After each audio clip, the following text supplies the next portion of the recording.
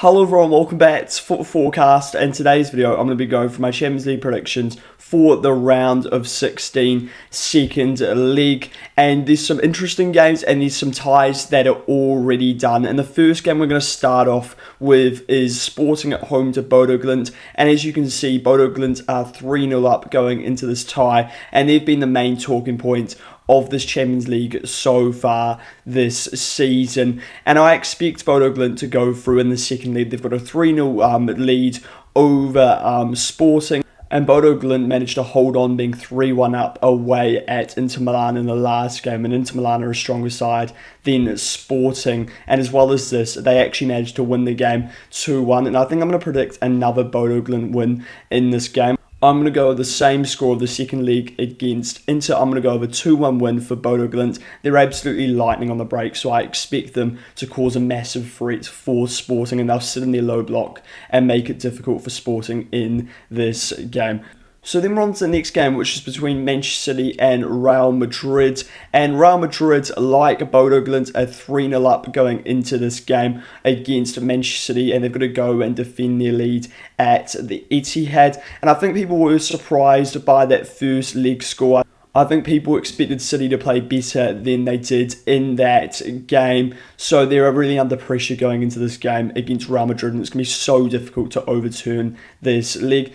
The good thing for Manchester City is Real Madrid do have some key players out, including Bellingham and Rodrigo, but those same players were out for the first leg, and it didn't seem to matter. And I'm just not convinced by City right now. They've been poor in their last couple of games in the Premier League, and they were obviously poor in that Real Madrid game. I think for this game, I'm going to go with a 2-1 away win for Real Madrid, which will of course send them through to the quarterfinals of the Champions League. Defending a lead will definitely suit Real Madrid in this game with the likes of Mbappe and Vinicius Jr. on the break. So then we're on to the next game, which is between Chelsea and PSG. Another game where there's a 3-goal deficit. PSG are 3 goals up against Chelsea, and they need to go to Stamford Bridge and defend their lead over Chelsea. And look, they should be able to do this against this Chelsea side because they're not playing well right now. They've just lost to Newcastle. Their form before that result isn't great. They're not looking great under Liam Rosinha right now. And it's really hard to see Chelsea overturning 3 goals in this game. And I definitely can't see this happening. PSG haven't been their best so far this season, but they were a lot better in that game against Chelsea. They were so clinical in front of goal. I think for this game, I could see a lot of goals between these two sides because Chelsea are really going to have to take some risks and PSG will definitely be threatening at the other end. I'm going to go with a 2-2 draw between Chelsea and PSG. But of course, that will mean PSG qualify to the quarterfinals. Then we're on to the next game. This is the first game where it's a bit more interesting going into the second leg. And this is between Leverkusen and Arsenal. Arsenal are the home side for the second leg. And I think they'll be disappointed by the fact that they only drew 1-0 with Leverkusen. I think they would have expected to win the first leg and they had to rescue it late on. But it shouldn't really matter because in a one-off game against Bayer Leverkusen, they should be able to go through. And I do expect Arsenal to go through in this game. I'm going to go with a 2-0 win for Arsenal over Bayer Leverkusen. I could see a similar story to the game on the weekend against Everton, where Arsenal eventually find the first goal and the second goal happens late on as Leverkusen chase the game. Because when you look to chase a game against Arsenal, you're going to put yourself under pressure because Arsenal is so solid defensively and they can be a dangerous side on the break at the end of games.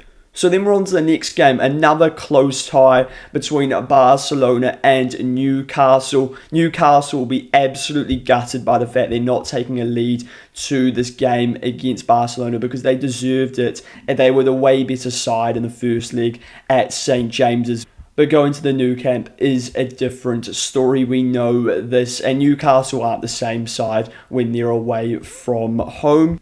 What I expect from Newcastle is for Newcastle to sit in a low block and try hit Barcelona on the break because Barcelona will leave spacing behind. We know this in a Hansi Flick system. And I do expect Newcastle to score in this game, but I think Barcelona are going to outscore them. I think Lamine Yamal is definitely going to turn up for this game. And I'm going to go with a 3-1 win for Barcelona over Newcastle. If Newcastle go through, they're almost going to have a perfect game. They're going to have to be outstanding defensively and then clinical in front of a goal.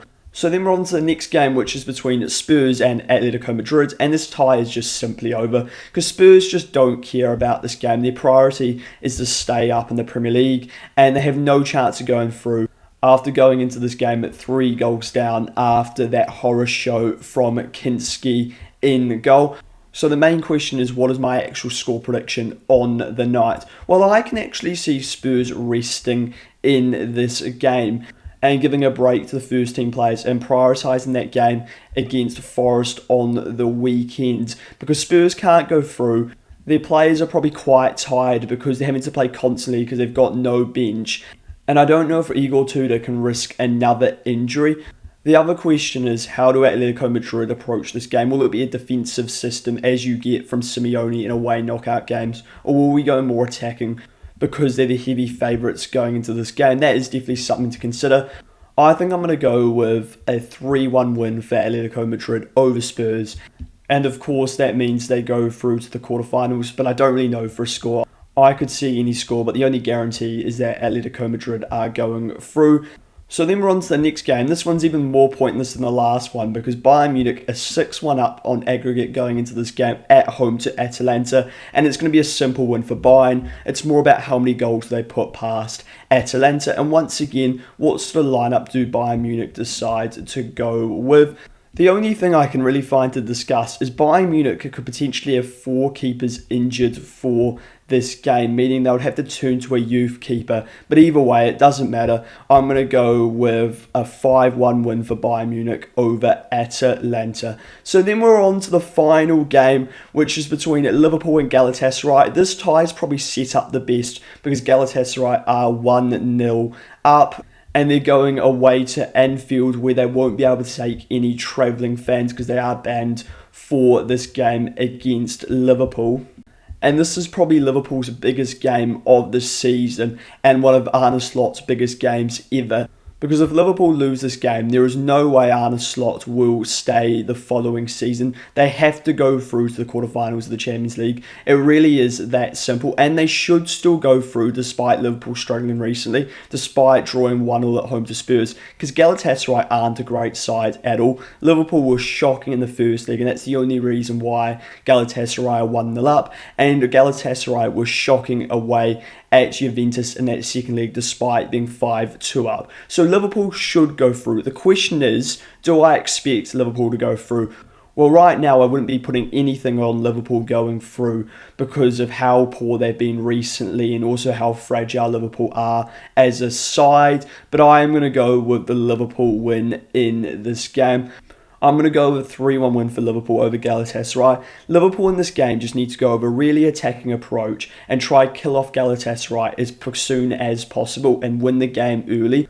But as we've seen so far this season, Liverpool don't do this, and it often results in the side equalising late on or Liverpool conceding late on to lose the game. But despite this, I'm still going to go with the Liverpool win because they should still be the strongest side. Let me know your thoughts on these Champions League predictions. Where do you agree? Where do you disagree? And if you enjoy this video, go subscribe to the channel as well as liking the video.